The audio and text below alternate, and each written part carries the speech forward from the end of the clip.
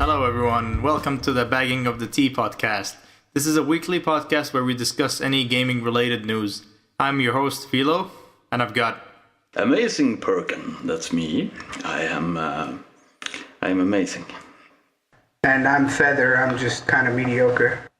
And this is Movena. I go mostly by the name of Mo. All right. Basically, what we do is we talk about gaming news here and any gaming-related, stuff. And most of us play Battlefield along with other games, but we are mostly Battlefield players here. Yes. I'm sure everyone agrees. Yes. Yeah, pretty much. We all have our own individual games, but we play Battlefield together.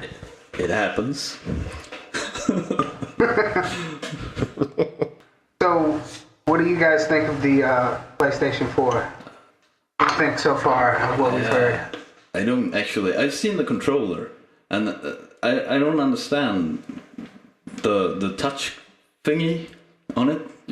That's actually for finer controls. Let's say you're trying to snipe and you want to line up a headshot, using the joystick. Sometimes you might go a little too far. That'll let you kind of angle your shot a little more gently. Yeah, I guess. that might help out with people that come down. People that switch from the computer and aren't really versed in the aiming with the joystick or the analog sticks of the controller. Come down from the almighty PC. From the master race, the computer race. Well, yeah, but that thing, why did they put it like in between the sticks then? Why? It's the placement for it seems really weird to me. Well, you just have to move your thumb just a little bit to get to that, and then you'd have finer controls. It's not as sensitive, so you won't overshoot what you're trying to aim at using that touchpad. Seems like a lot of work. Actually, yeah, it does. Like for me, I my fingers are weird. I will most likely touch. You may have like sausage fingers. Yeah, I do. I will most likely touch them without actually meaning to touch them. And I think the placement of the thing is really wrong. I saw it on the Vita before. Yeah. And it's in the back, and when you hold a controller or a device, you're most likely gonna touch things even when you don't mean to. Yeah. And if it's a touch screen or pad, those accidents will happen. So I don't see how that's going to be, helpful for someone who plays a first-person shooter. That will most likely cause more mistakes than actually be helpful. I think that's going to be an angle thingy, They're going to I think that's throw birds at pigs. Most likely. That eats eggs.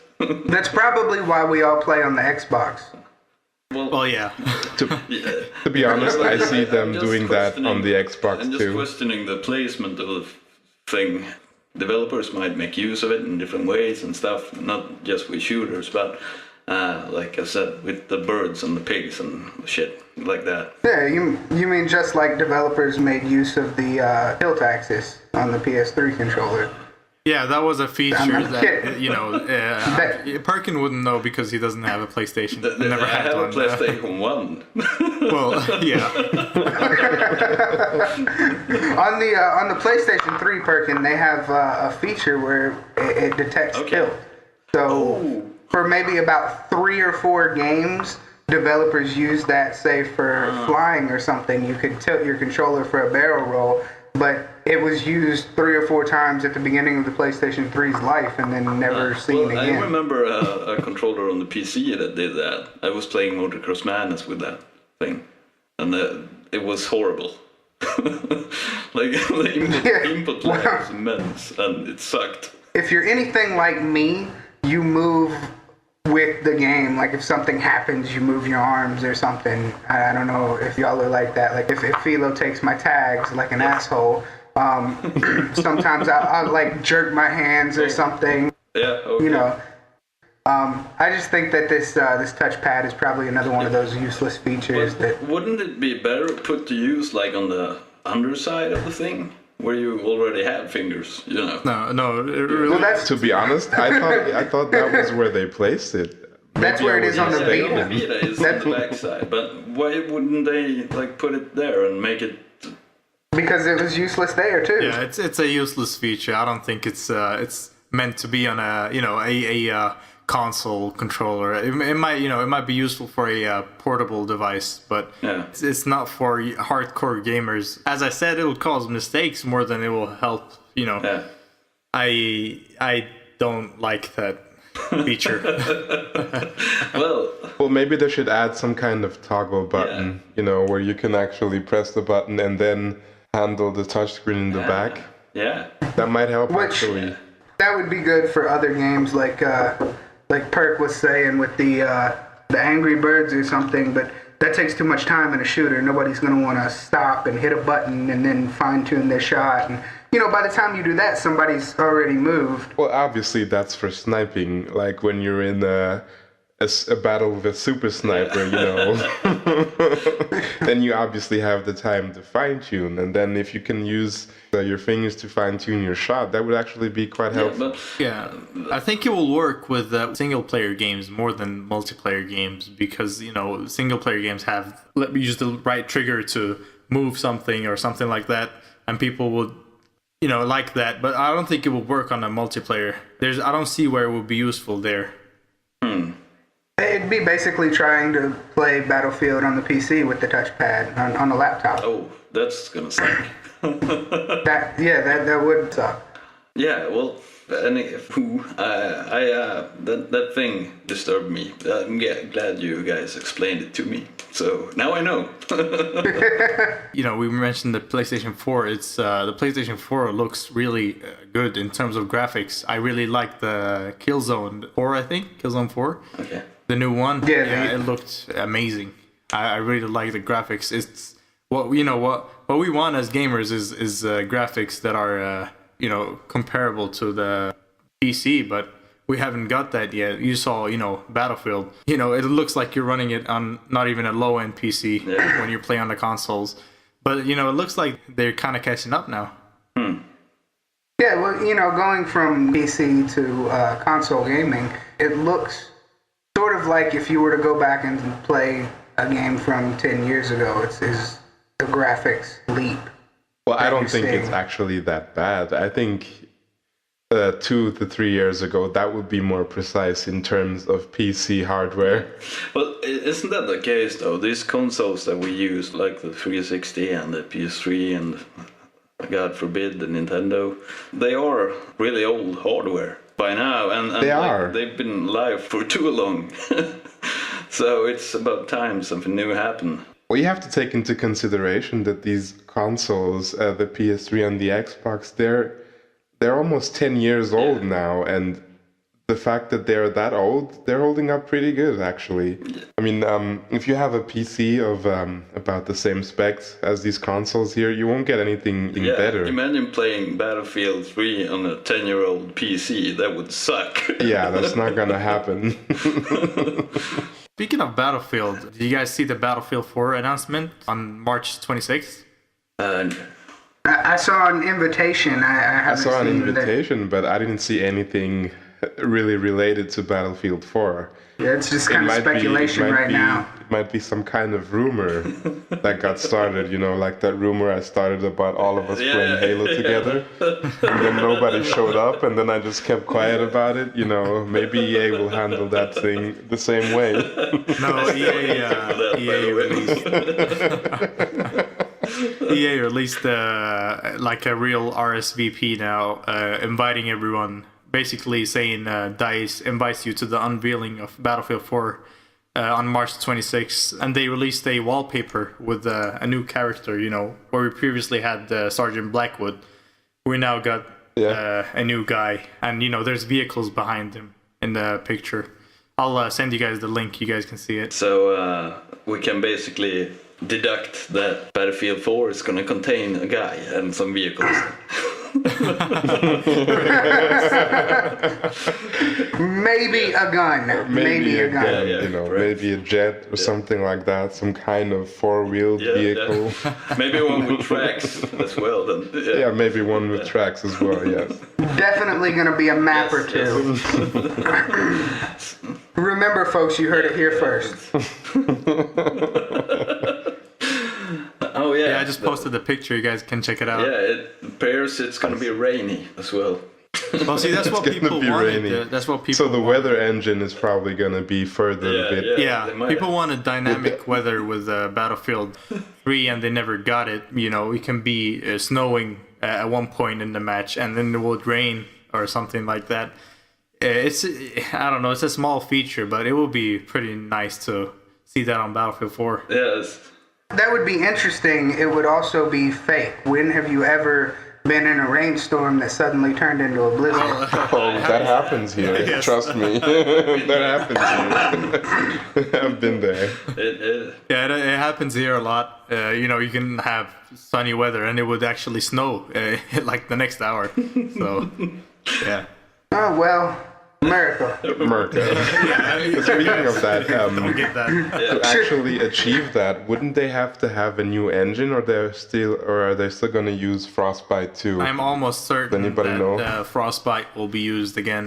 You know, they've been building on this engine for about 4 or 5 years now. You know, they obviously tested it with Bad Company, and now they used it on Battlefield 3. But yeah, you know, in regards to the Frostbite engine, I think they should, you know, improve it to have more destruction, if that makes any sense. Yeah. Like Yeah, in yeah. Battlefield Bad Company 2, where you could destroy a whole building, and pretty much every building can be destroyed. Yeah. But in Battlefield 3, some buildings look like they're made of steel. You know, you can never. They shoot are them made of down steel with- and concrete. Well, they're made of normally Made of made that. of bricks, right? Yeah, well, some of them. Or made of... Usually, Well, yeah, yeah. it would be awesome if you could collapse the Caspian Border Sniper Tower. That would be fantastic. I would enjoy that. The thing with Frostbite, if somebody could explain to me how that works, if they use Frostbite 2 for the next Battlefield title, how does that work graphic-wise? Do they actually have to rewrite it, or is it just, do they just use that Frostbite engine to create new environments? How does that work? I actually have no idea how that works. I don't either. I think that they can do some tweaking, and I'm not completely up to snuff on all of it, but I think they can do a little bit of tweaking, but they're, for the most part, stuck with the same level of graphics. Didn't they Okay, use... so there are basically- limitations. They have, Oh. yeah, they have, basically they have, you know, Frostbite 2, and I am most certain if it's going to be released on a next generation console, it will most likely be a Frostbite 3, or at least Frostbite 2.5. Not, they will definitely not use this one. They can, because it's their own engine, and not like other games like Call of Duty who use a Unreal Engine. Third or party. something. I don't know. Yeah. They use one that, Yeah. that is used by many other developers, but The third yeah. party. DICE's engine is their own, so they can edit, you know, change or modify whatever they want with it. Yeah. They can add and remove whatever they want with it. So I don't see how they can stop them from adding stuff or improving the graphics. It's just a matter of labeling the engine with the game. Yeah, that was my original question, though. If they're going to use Frostbite 2, or if they're actually going to improve on the engine and create a new one, possibly Frostbite 3. Because maybe Frostbite 2 has certain limitations that will be lifted with the next-gen consoles. And we might get a new engine that is capable of awesome stuff. It's all speculation right now, but I think we'll definitely find out on the 26th. I'm hoping for a new Frostbite. But isn't that engine used in different other like EA games as well? I think it is. I Like think yeah. Army of Two, the new one, What? the Army of Two, Devil's Cartel. Yeah, I yeah, think, but or something. driving games and shit. Yeah. And I think man. Yes, Need for Speed 2 has Frostbite. Yeah. Wait a minute, Need for Speed 2. Most Wanted. yeah. Need for Speed Most Wanted has a Frostbite Yeah. engine. There's a couple of other EA games that has the Frostbite engine. Yeah. So It's definitely a quality engine. It's proven. I think it's proven itself as, you know, one of the top engines to use this for a game. It's basically, you know, a Battlefield. A whole building can collapse based on the way you shoot it. You can see the building tearing up, and you can make it collapse yourself and kill the enemy. There aren't that many engines out there that are capable of doing that. yeah. Yeah, I don't know if you... No, it's Go ahead. like that. The engine, like a big company uses, is becoming like a signifier. I don't know, a signifier for like that company's games. Like take Ubisoft for instance. I think almost all Ubisoft's games look kind of alike because they use stuff that kind of are. I don't think you can judge an entire company based on their engine just because. I hate. But if you actually, I'm looking here, and Battlefield 4 is listed under the Frostbite 2 engine. But like Mass Effect and Need for Speed don't really look like Battlefield. They're driving games, but I was thinking like Ubisoft, for instance. If you take the Clancy games, they have this thing where they post words on top of stuff in the environment all the goddamn time. Like that, you know. If you use, but that might be a visual style thing, less than an engine thing, though. Yeah, I don't know if that's a graphic thing specifically, but like I said, Mass Effect is run off of the Frostbite 2 engine, and it looks worlds different from the Battlefield game. But Army of Two and Battlefield graphically are very similar. So I see what you're getting at. I don't know if that's a engine thing or not. While we're on the subject of Battlefield, what do you guys want to see in Battlefield 4? Guns. I don't know that I'd like to see anything drastically different. To be honest, I'd like more guns.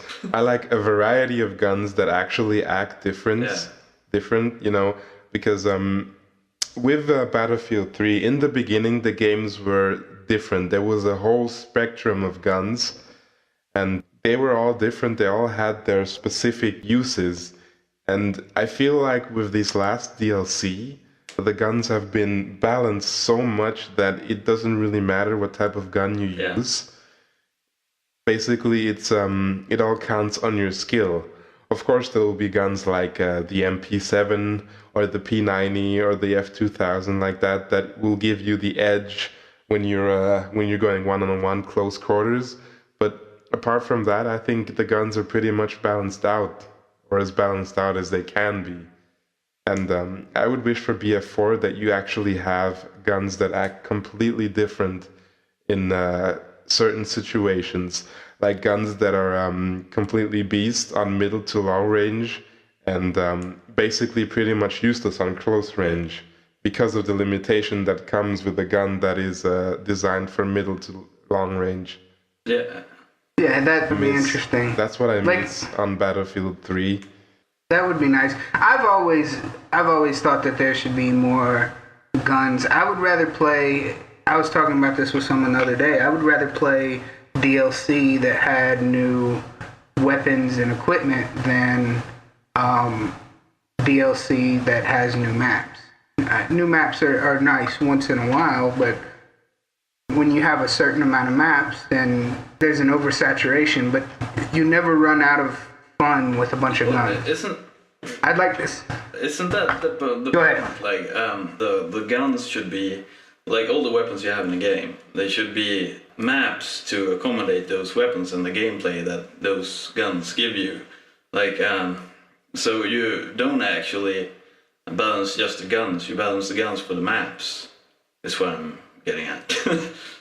Yeah, I hear you. I've noticed the trend lately, not so much in Battlefield, but in other games where they're trying to make it more style specific with close range and stuff, because that's what the kids want these days. They want to run around with a shotgun or an SMG, or if they have a sniper rifle, they want to do the famous or infamous Call of Duty quick scope. You know, that's what I'm. But you see in map designs a lot now where they block off long range sight lines to hinder snipers and, you know, longer range engagements, and that kind of irritates me a little bit.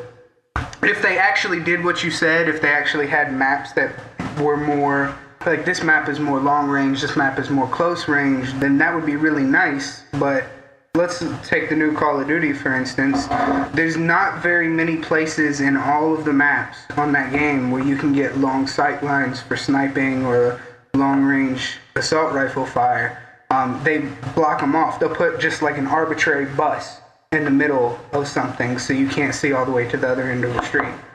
And, you know, that's a little frustrating for somebody who likes longer range gameplay. I suppose it'd be just as frustrating to be on the other end without that bus there and take my bullet to your head. Well, So, yeah. Yeah, I understand what you mean. I feel the same on Battlefield. I feel like someone can actually, on a large map, like let's say for instance Operation Firestorm, somebody can actually equip the M5K and then completely beast on that map compared to someone that has a long range gun like the M4 or let's say an M16 or anything like that.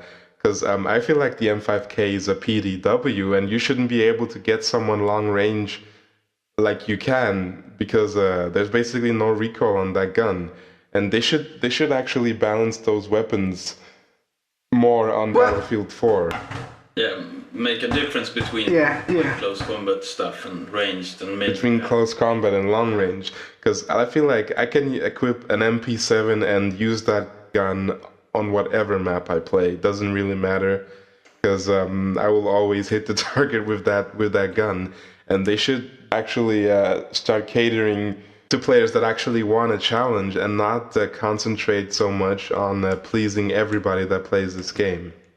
you know, that's an interesting way to look at it because I don't feel like they do concentrate on pleasing everyone. I feel like they concentrate on pleasing the people who play the most, which is going to end up being, you know, young kids or people who don't have jobs. And what they like is... No jokes, no shit. What they like is being up close. And it's a trend that I've noticed lately. No, they listen. That's what I like about DICE. They listen to the community a lot, and they get affected by the community a lot. I think they have people, you know, just constantly reading the Battlelog forums, you know, writing down every complaint and all that, and just sending them into DICE, and they just deal with the problems.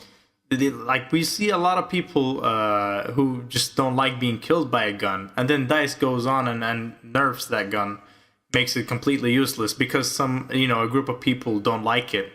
And that can be good, but it can also be a really bad thing. I don't want every gun to be nerfed because somebody doesn't like it. Well, those same people are going to be the people who complain about every gun. Well, yeah, that is regardless. So you're going to end up with people complaining about how their shotguns aren't effective because those SMGs just murder them, and then the SMGs get nerfed and everybody starts using the shotguns and they complain about the shotguns. Well, see, that's the same thing with the choppers. They removed the flares for the second seat, the gunner, and everyone was complaining, and now after they took it off, everyone's still complaining about why they removed it. Yeah. So they can't actually, that's pretty much everything DICE can do. They listen to the community and give them what they want, and then people still continue to complain. That's I mean, it's not DICE's fault, really. No. It's more like the community constantly complaining. That's the main problem, though. There's always going to be that thing. You can't please everybody. So I usually enjoy games that when you play the game, you can feel and see that the actual game was made exactly the way the developer wanted to make that game. That's usually a good game to me. Yeah, I would like to see less updates in the balance. I would like to see guns that you get later on in your progression be stronger. Yeah. And I know not everybody agrees with me because, then you end up with people who have played longer with an advantage, but that's what their reward for having played. That's what progression is. There's no progression if there's nothing better, if it's just more of the same. Mm. That's why I've had no real desire in Battlefield 3 to level up, because the only thing I get for leveling up is more guns that function exactly the same way. Yeah. I'm fine with the guns I have, so I spend more time goofing off and, y'all know I like to run around with my pistol. Yeah. Well, you certainly have an issue with sniping. Yeah. I run around with my pistol most of the time and my sniper rifle on my back rather than running around with the sniper rifle and pulling the pistol out when I need it. I kind of do it backwards. But That's just because I don't feel like there's anything more in the progression that I need to earn. I can just have fun with what's there and not worry about it. Yeah, it makes it more enjoyable. I can see. I know. You know, if you already have the things you need to have fun. You don't need, you know. Exactly. The guns that you unlock, I'd say most of them aren't exactly special in any way. I like the Scar L, the AUG A3, but that's pretty much it. The M5K was a pretty nice addition to the game, but I can't see any guns, changing the game. None of them actually. You see most people use the M16, the M249 for the support class. The weapons that came with the original game are still the ones used the most. Yeah. That's exactly what I was saying. But going back to the seeing more weapons and DLC and such, it's started to come. Like, we just got the M1911s with the laser sight and the tack light. Suppressor and attack. Yeah. Suppressor and the tack light. Yeah. I was happy about that. That was one of the... It's only one thing, but that's one of the biggest reasons for me wanting to play Endgame. Well, DICE surprised me with that, because that was a DICE only gun. Like, only the DICE developers and employees were, had that gun, and all of a sudden they release it to everyone. And DICE have, they have that kind of thing where only DICE employees get a specific dog tag, or DICE friends get a specific dog tag. They still have some other pistols that are DICE specific. We can't actually have them. Yeah, if you actually check the leaderboards, there are a lot of DICE developer guns that are out there that we can't use. Or that we actually get access to later.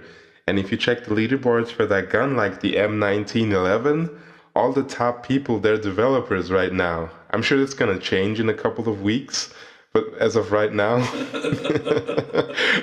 the top guys on that leaderboard are basically all DICE people. I'm guessing it has to do with them testing it out before they release. Well, it's been out since the game got released, the M1911, with the tack light and the suppressor. Oh, really? Yeah. Okay. Yeah, they just didn't want to share. Oh, I see. Sneaky bastards. That is yeah. No, but that also shows, you can look at it in a positive way. That also shows that they play the game, which I like about DICE. They play their game so much, and they still do. Like the community manager, and he's no longer the community manager, but he's still labeled as that, within the community. His name is Daniel Matros, and he's basically always playing the game. He's doing charity streams now where he plays the game, people watch it, and the money goes to charity, which is a great thing. And he's still being active within that game that's been out for a year and 2 months now. It's been a while since the game got released. Yeah, that's excellent. That's excellent. I like seeing developer involvement. Mass Effect 3, the developers are pretty involved in that. In the multiplayer, they post on the forums and play the game and stuff. And I really like that.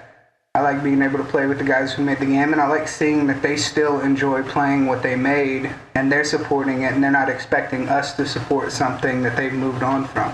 Yeah, that is actually pretty good. So, I have a question. Yes, sir. I need to get one thing explained to me here about the SimCity anger that I'm told about from every which direction. These are people are angry apparently, and I don't really. I haven't played SimCity since like the Atari ST. So well, you've been missing out. Yes, I believe. Yeah, SimCity. Well, basically, SimCity, it has a really big fan base, and they basically released the new SimCity, so nobody can play offline. Everyone has to be online. It's called Always On DRM or something, where everyone has to stay online with an internet connection always on to play the game. that wasn't a big issue for everyone. But when the game got released, everyone tried to get online, but they couldn't because their servers weren't expecting that much high traffic. Basically, it crashed. Nobody could play. So And when they were questioned, EA, when they were questioned about it, the developers said that they didn't expect so many people to buy the game, okay, which is Well, that's surprising. yes, but that's pretty par for the course for EA.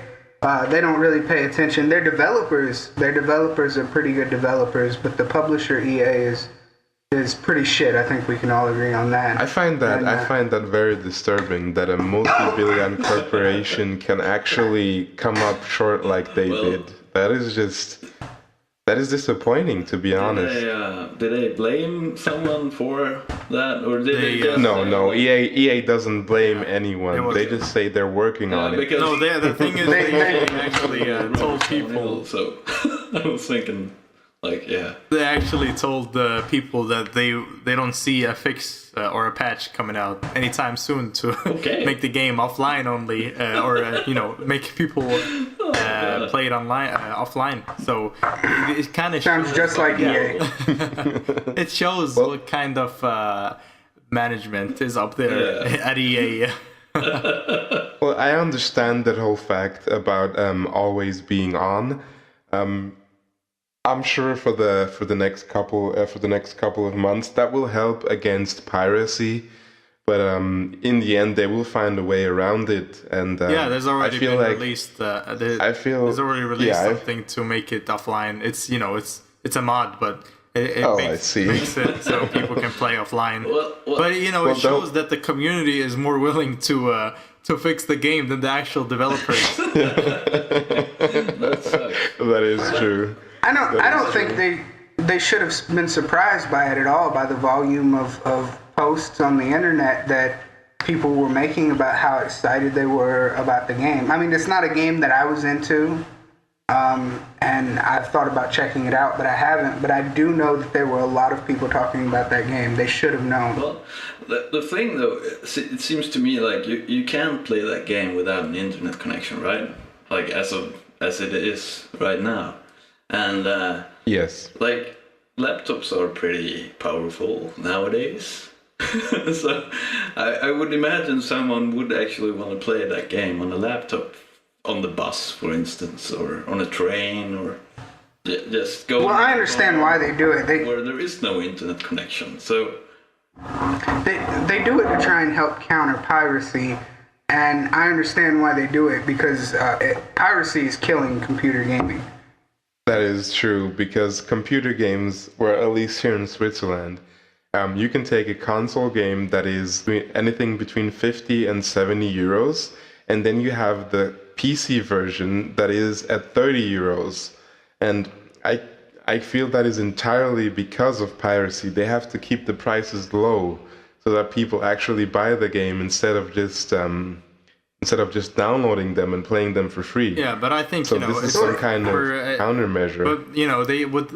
The thing is, they have actually tried to solve that by making people download it like through the internet instead of actually going to buy a hard copy. I mean, you've seen Steam. Steam is basically a genius, app. Yes. Because you can say Steam worked out pretty well, if we're being honest here. Steam worked out pretty good. There have been a lot of game sales through Steam, and the community on Steam is growing every day. There are a lot of Steam games that you can't play offline too, though. You have to connect through the Steam system before you can even initialize your game. But those Steam games, they're pretty cheap, so I don't see a problem with that. I think all those Steam games that you have to be online all the time, they're under 10 euros, which is like, what is it, $13, $14? I understand why they do it. I completely understand why they do it. I think that, and I have no solution for them, but I think that there has to be a better solution. Yeah, but I mean, having the game always online isn't as much as an issue as the thing where so many people buy the game that they actually can't control the servers, or keep them up. The servers just crashed. Nobody can play. That seems to me ridiculous. I mean, imagine when Battlefield 3 came out and nobody could play it. That would have been, the death of the game. Yeah. Pretty much, yes. Piracy has been around for like ages, eons. Like if you look at other things, like music industry, for instance, with Spotify and all those companies, that actually, since those companies came along, the piracy in music has gone down because of that, because of easy access, because of people being lazy. I don't know if the route to go is to have a game always been online because of like digital rights management thingies, but I don't really understand that. There has to be a better way to do things, I'm pretty sure there are better ways than that, but in the end, it all comes out to profit. How much money you can make off selling your own product. And if they feel like putting out restrictions like that, like the online DRM thing, will get them a couple of more sales, then they will try and implement that with every game. And the past has shown, if you just constantly put on the thing, people will get used to it. If you bring it on with everything you release, people will get used to it. The same with the online passes. In the beginning, everybody was kind of outraged about the online passes, about having to actually pay on top of paying for being able to play online. Everybody was outraged, but people got used to it. And but that's the thing, the mainstream got used to it, and they're pretty much okay with it now.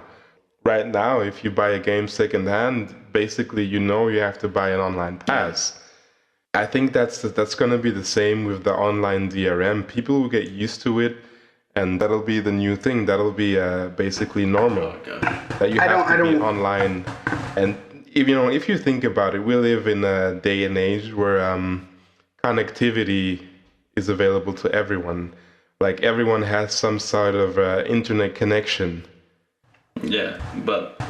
So see the problem. Not everybody though. There's still people who don't have an internet connection, and I don't mind paying an online pass to access the online features of a game, but for like DRM, I don't want to have to pay when I've already paid just for offline content.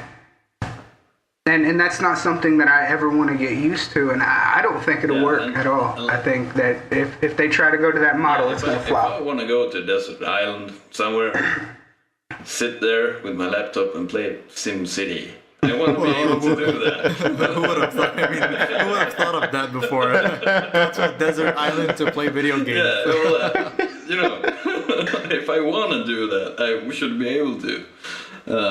You mean you want the option to do so? Well, it can happen. I'm not making promises here, but I want the option to be able to play at my house when there's a storm and the power goes out. Well, yeah, see, that's true. That's an issue for like I think Americans. They power goes out in some areas sometimes. We don't have that issue that much here in the UK, but they should cater to that crowd or fans, because not everyone has power or electricity or internet. Could always get a hamster and well, that would work. A hamster on the wheel, make them run like fucking crazy. You could have them in the basement or something. It's not just that. EA needs to realize that it's affecting other areas, like Amazon. Sales went down after the SimCity issue because they took it. They had the game as an available download for people to download it straight off Amazon. But so many complaints and so many bad reviews came in that they just had to take it down. They couldn't be selling a product that's getting so many negative. So basically, EA has got none of the shit that happened, but everybody else around Gone numb. They choose to ignore, I think. What is this gone numb, sir? EA has been numb to the plight of gamers since their inception. EA is a horrible, evil company. There is also Activision, they've done some shit. Don't get me started on Activision. I don't think EA started it. Let's talk about Activision. Let's talk. Activision. Everybody has accepted Activision as the evildoers they are. And they stopped complaining a long time ago, which, good on Activision. Well, did you Good see for what them. Activision released for Call of Duty? About a few days ago, they released microtransactions, which is like something everyone's been talking about in the gaming industry lately. Yeah. Things that don't actually affect the game that much, or aren't supposed to affect the game that much. That's gonna change. But it's cosmetics or skins or something like that. It's not actual stuff that will affect the game. And what Activision released for Black Ops 2 is skins, new camos for the guns. Yeah. And one of them was bacon. A bacon camo. Bacon camo. Bacon camo. I don't mind the transactions as long as they don't affect the game. But if the microtransactions, that is, I don't mind them as long as they don't seriously affect the game. But if you look EA with Mass Effect 3, if you look at that, they have a random numbers generator system. I don't think any of you are Mass Effect fans. But I haven't played the last one yet. Oh. Well, when you play the online multiplayer on there, you don't unlock weapons as you level up, like with most other games. You earn credits. Then you can spend the credits in the store on packs. Like, say you have the recruit pack, the veteran pack, and it goes on up. And when you open a pack, it's basically like opening, a pack of baseball cards or something. Yeah. And whatever's in there is what you get, but it's randomly generated. And No, it's more like I can actually understand that if the only way you can get those packs is by earning them in game, because that would actually but that's not the only way. Let me see what the word for that is. That will actually benefit the players that put time and work into the game. But that's not the only way. They have microtransactions. Oh, you can actually buy the packs. Then I guess it's like Ultimate Team on FIFA and on NHL and on anything else. Right. And that's EA way before. The cake is The cake is a lie. The cake is always gonna be a lie. Okay. So you have guys that get on there and they're level 1 and they've spent $50 on these packs and they get a few things that you've played for 6 months to earn, and you might still not even have it, but they've got it maxed out. But won't you? I understand that. I understand the frustration that is behind that. But most of these games where you have those options, they're basically single-player games. Yeah. So I'm not too worried about that. Well, Mass Effect isn't, though. Mass Effect 3, this random numbers generator is specifically for their multiplayer. Oh, I see. So I get on, and it's not competitive multiplayer. You're not fighting other people. It's kind of like horde mode or I would love to be able to fight some seagulls in this. It would be fucking awesome. With perhaps a baseball bat or a shotgun. No seagulls. They're metallic crabs, but no seagulls. Yes, giant metallic crabs. But yeah. So you get into a game and you've got a guy that's level 1 and hadn't put any time into it, and then you've got a guy that spent 200 hours playing the multiplayer. Not me. But I haven't spent that isn't the much time on objective it. then But to destroy the crabs? So together. yeah, it is. It is. But it's based on a point scoring system, and there's You know, people want to score the most points. That's their only way to be competitive in that game. So the more is crabs you the score, the scoreboard. more points you get. And if you spend real money, exactly. oh my god, I would never do that. You can, if you spend more money, you'll get bigger guns and you can destroy bigger So you crabs. mean some kind of pay-to-win system? That's basically what you're looking at. What you're paying And you for, can unlock that's this. what you're doing. Oh my god. Yeah, well, those people have already lost their Yeah. life, but that's not the point. They may win the game, but they've lost their life. I just offended a whole bunch of our listeners. Well, yeah. Okay, I feel like there's one thing we still need to talk Killing about. crabs? And that is Borderlands Oh yes, 2. yes. The level cap. Oh. I feel I don't want to talk about. I do, but I don't. Just because. No, wait. Before fucking screwed me. Before we They go fucking screwed over me. on Borderlands, I'm sure Feather, don't worry, you'll get your chance. But I feel like I need to get this off my chest. Borderlands 2. Don't get me wrong, I am really happy. They have been releasing a lot of free stuff for us here, like skin packs and free guns. And the latest thing is the St. Patrick's Day special with that SMG and the couple of skins they released. Those were all for free. I mean, you got shift codes and you could get all that stuff for free. And I'm really grateful for that, and I feel that is awesome on Gearbox's part. But I feel like they failed us all with the level cap. They have failed us all. I mean, they have released 3 DLCs, and to be honest, after the second DLC was released, it's pretty safe to say that most people have reached level 50 already. So on the third DLC, they didn't raise the level cap, and there's these side quests and missions that you get tons of XP for, and they basically don't do anything. They disappear if you're on level 50 already.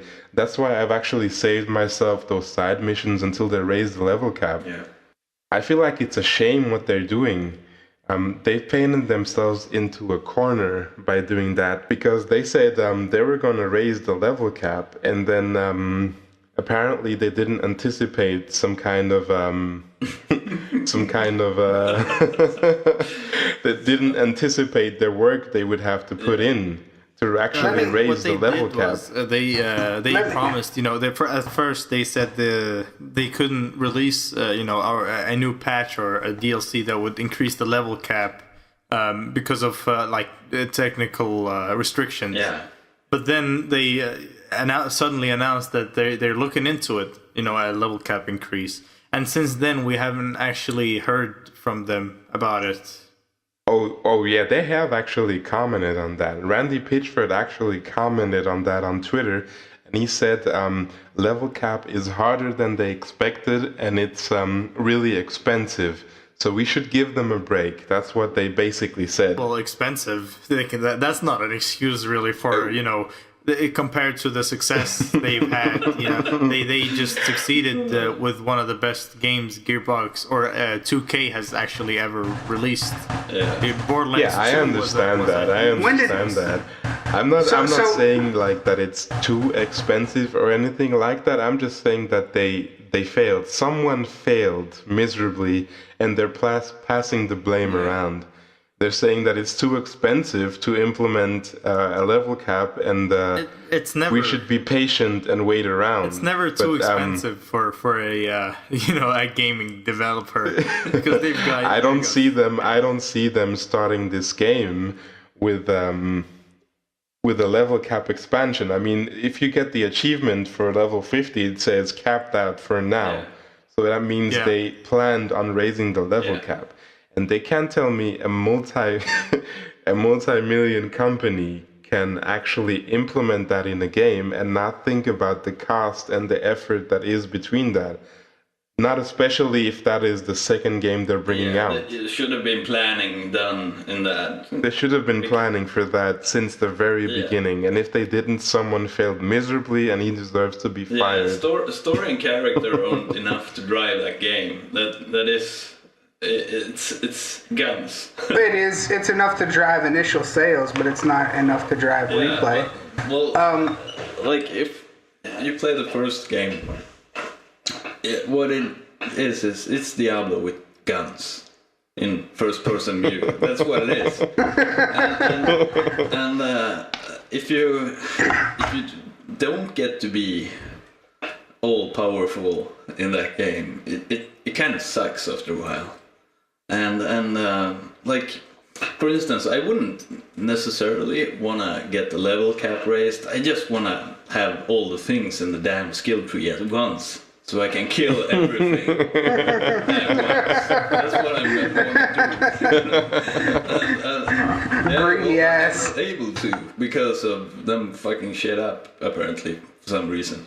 Alright, so Mo, based on what you just said about the level cap being too much work and too expensive, I have one question for you. Yeah. When did EA acquire Gearbox? You could think that, couldn't you? I mean, if you just take a step back and look at it from afar, you could think EA has his hands in there. But this time I have to defend EA. This time it's just poor planning. Well, I think within Gearbox there might be some kind of, there might be some kind of internal issues, because I heard that Aliens, Colonial Marines or something. I don't know that game. I don't give a shit about it. About real aliens, man. I was getting interested in that new game that failed epically. I don't play it. It doesn't appeal to me because nobody plays it and stuff like that. But I read somewhere that basically Gearbox or 2K, I don't know who the developer is for that game, but somebody stole the money from them. You mean somebody conned them? No. See, that's the link. Apparently, the person who stole that money, or not person, the group that didn't actually steal, but they used up the funds for that game. You mean embezzled the money, or what? Was the Borderlands 2 developing team. I see. Yeah, they basically used more money than was supposed to for Borderlands, and basically they had to cut down from the Aliens Colonial Marines game. Oh, okay. They had to reassign finances or reassign budgets. Yeah. That is actually pretty poor. That is actually poor management. Yeah. That has nothing to do with the game, really, and I feel like that is actually putting the fans down. People who have been awaiting that game for a long time. I don't like the game. Or I don't like that genre at all. The sci-fi shooters and all that. But I feel like it's sad that people work on a game for more than a year or maybe 2 years and then have to make a crappy game because somebody else can't manage their funds or the allowed funds they have. I hear what you're saying, but I think that's a cop-out because that game would have had problems without budget issues. Even if they had budget issues, all they did was take it from a shitty game. Well, it wasn't really, we can't say that Colonial Marines was a shitty game because it's probably suffered from Borderlands. It did, actually. People expected a lot from the guys that brought us Borderlands. There were some issues. They weren't big issues, but there were some issues with the Alien games, and people actually they made it a bigger deal than it actually was because they expected more from the people that brought us Borderlands. Yeah, I had to, and that put them in kind of a bad position. Yeah. I had to double check on Gearbox, and yeah, they were the developers for Aliens too. So it's probably something internal. They I would say they probably have issues within Gearbox. I just don't think that's a franchise that if you look at Alien versus Predator, that game did not do well, and I think it's just the franchise. It's got a cult following, but it's not enough. Without a quality game behind it, it's not enough to boost sales. The franchise isn't enough in that case. Okay, well, before we finish, we're going to round up soon here. So I just want to talk about one more thing, and that is in 2 weeks, Game of Thrones is back.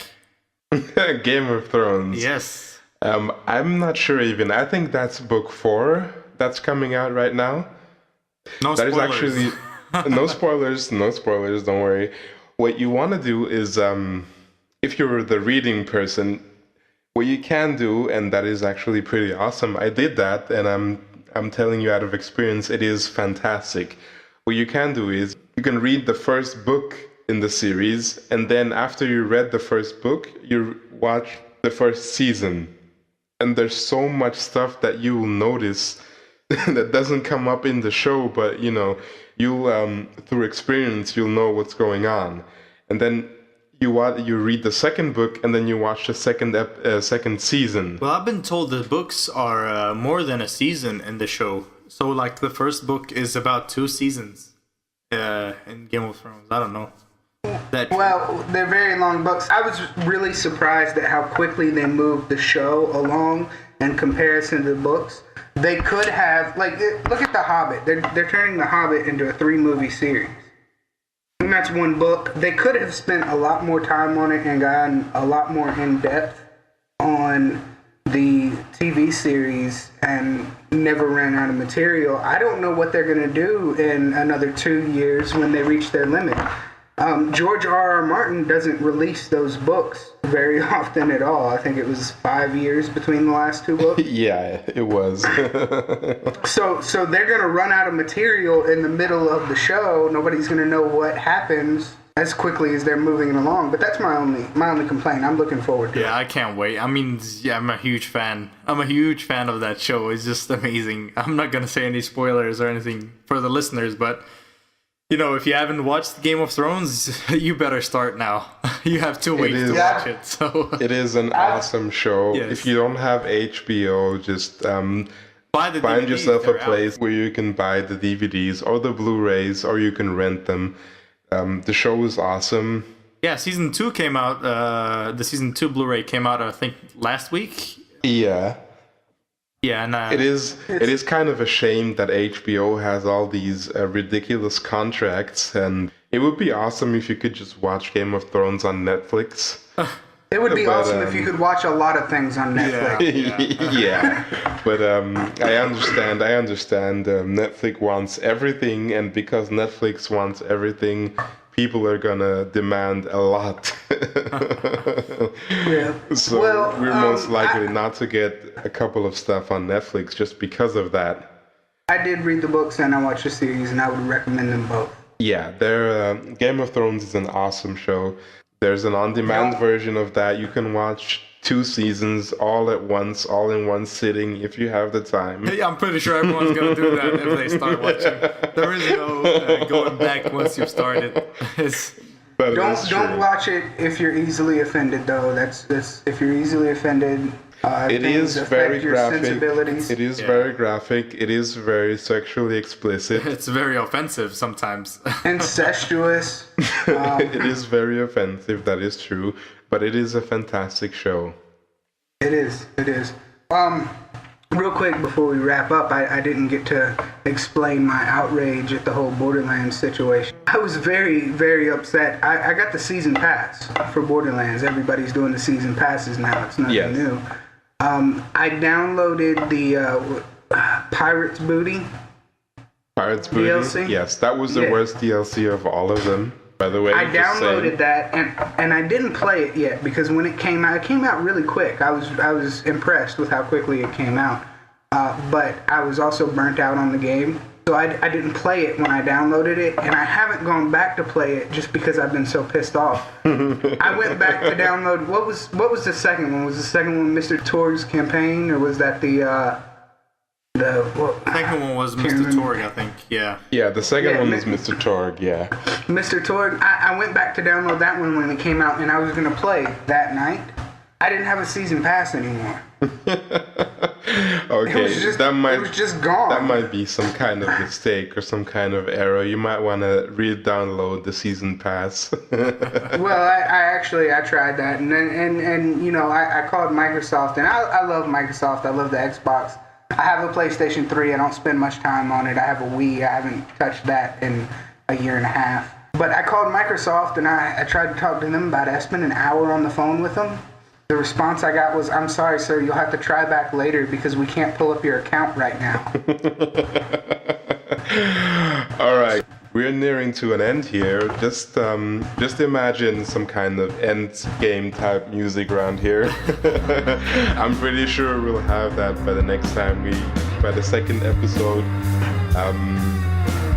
This was fun. This was very informative. This is Movena, progressively known as Mo, and I'm signing off. Yes. This was a lot of fun, This will be and I hope for the listeners, this will be a weekly thing. So tune in next week. And yeah, I guess that's it. See you guys next week. It was great. Thanks. Feather out.